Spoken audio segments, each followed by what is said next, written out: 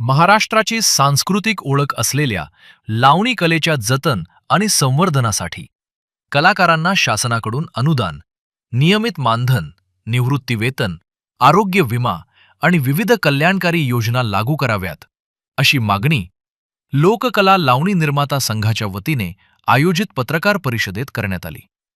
यावेळी संघाच्या पदाधिकाऱ्यांनी याबाबत सविस्तर माहिती दिली. लोककलेमध्ये सर्व क्षेत्राला म्हणजे लोककलेमध्ये सगळ्यांना अनुदान आहे, तसंच लावणी उपेक्षित का याच्यासाठी माझा मुद्दा आहे, आमच्या निर्माता संघाचा आहे. आणि आज निर्माता संघाने सर्व महाराष्ट्रातल्या कलावंतांनी आणि निर्मात्यांनी माझी निवड केलेली आहे. कलावंतांचे सर्व प्रश्न घेऊन मी शासन दरबारी जाणार आणि आमचा पहिला प्रश्न आहे, आमच्या सर्व निर्मात्यांना आणि कलावंतांना अनुदान मिळावं. दर वर्षाला जेवढं सगळ्यांना मिळतं तसं आम्हाला पण मिळावं, आमच्या निर्मात्यांना मिळावं. निर्माता जगला तर कलावंत जगतील, कलावंत जगले तर लावणी जगेल. आपल्या महाराष्ट्राची लावणी म्हणजे महाराष्ट्राची शान आहे. म्हणून या लावणीसाठी मी 40 वर्ष झालं महाराष्ट्रामध्ये झगडते. शाळेच्या मदतीसाठी, देवळाच्या मदतीसाठी, ॲम्ब्युलन्सच्या मदतीसाठी मी शो केले. आणि आता ह्या लावणीला वाईट दिवस आलेत. वाईट दिवस कसे आले? एकतर सभागृहामध्ये बुकिंग नाही, निर्माता त्रासलेला आहे आणि मग तो निर्माता कलाकारांना कसा देईल पैसा?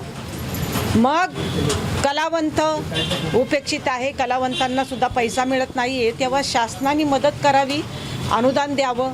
आणि यापुढे यात्रा, जत्रा, वाढदिवस या ठिकाणी कार्यक्रम होतात तेव्हा लावणीची अवहेलना करू नये, व्यवस्थित पैसे द्यावे. यासाठी माझी गाववाल्यांना नम्रतेची विनंती आहे की आम्हा निर्मात्यांना सतवू नका. लाख, सव्वा लाख, 1.5 लाख द्या, त्यांच्याही मागे खर्च आहे. आज तुम्ही सगळ्यांना देताय पैसा, मग लावणीला का देत नाही?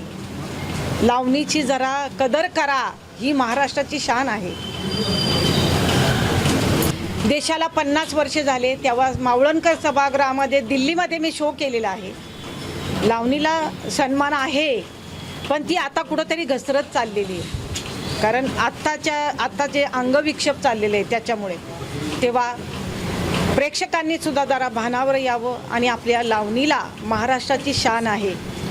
परदेशाने जर कार्यक्रम मागितला तर फक्त नाटक आणि लावणी एवढेच कार्यक्रम मागतात. म्हणून आपल्या लावणीची अवहेलना करू नका. लावणीला सन्मानाने बघा आणि शासन दरबारी सर्व कलाकारांचं, महाराष्ट्रातल्या कलावंतांचं आणि निर्मात्यांचं काय म्हणणं आहे ते घेऊन आम्ही सर्व निर्माते शासन दरबारी जाणार. कोणत्याही कलेला राजाश्रयाशिवाय लोकाश्रय नाही, हे आपल्या सर्वांना माहिती आहे.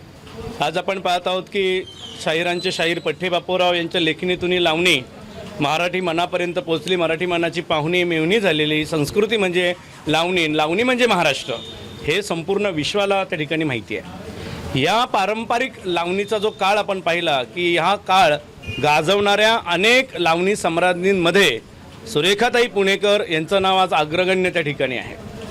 यांनी तो काळ पाहिला, तो लावणीचा सुवर्ण काळ यांनी निर्माण केला, यांनी तो आणला. तो काळ जगलेले सर्व कलाकार आज महाराष्ट्राला चांगले चांगले लावण्यवती कलावंत या माध्यमातून दिले गेलेले आहेत. हाऊसफुलचे बोर्डच्या बोर्ड अनेक थिएटर्सला महाराष्ट्रातल्या झळकल्याचं आपण त्या ठिकाणी पाहिलेलं आहे.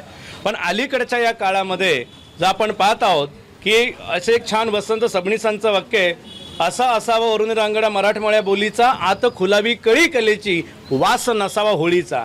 म्हणजे लावणी लोककलेमध्ये अचकटपणा, विचकटपणा, विभत्सपणा त्या ठिकाणी नसावा असा बोध महाराष्ट्राला आपण दिलेला आहे. पण अलीकडे तसंच घडू लागलेलं आहे. मराठी संस्कृती, लावणी हिचं विकृतीकरण आपल्याला यात्रा जत्राच्या माध्यमातून त्या ठिकाणी पाहायला मिळतं. आणि ते सगळं चित्र पाहत असताना निश्चितपणे यांच्यासारख्या लावणी सम्राज्ञींचं मन त्या ठिकाणी हिलवून जातं की अरे हे आम्ही काय दिलेलं वर्ष आहे आणि हे काय चाललं आहे पुढे. मग अशा या धर्तीवरती मराठी व्यावसायिक लावणी आणि इतर लोककलांना शासनानं अनुदान दिलं पाहिजे. तसंच ही ज्या लावणी लोककलेच्या बाबतीतलं जे विकृतीकरण आहे त्याच्यावरती निर्बंध आणले पाहिजे, ते बंद केले पाहिजेत, की जेणेकरून ही पारंपरिक लावणी जी आहे, ही लोककला जी आहे, ती या महाराष्ट्राची खरी ओळख आहे, ती पुढच्या पिढीपर्यंत ती पोहोचली पाहिजे. ह्या सगळ्या मागण्या सरकारपर्यंत योग्य पद्धतीतून पोहोचवण्यासाठी महाराष्ट्र लावणी लोककलाकार संघ जो आहे तो या ठिकाणी दक्ष झालेला आहे. त्याच्या अध्यक्षा लावणी सम्राज्ञी आदरणीय सुरेखाताई पुणेकर आहेत, त्याचे सर्व पदाधिकारी या ठिकाणी आहेत. आमची मागणी रास्त आहे की व्यावसायिक लावणीला चित्रपट, नाटक, तमाशाच्या धर्तीवर अनुदान जाहीर करावं. अनुदानामुळे कलाकारांना दिलासा मिळेल. तसेच कलाकारांसह निर्मात्यांच्या आर्थिक सुरक्षिततेवर भर देत लावणी क्षेत्रातील सर्व प्रश्न शासनापर्यंत प्रभावीपणे पोहोचवण्यासाठी लोककला लावणी निर्माता संघ कार्यरत असल्याची माहितीही यावेळी देण्यात आली.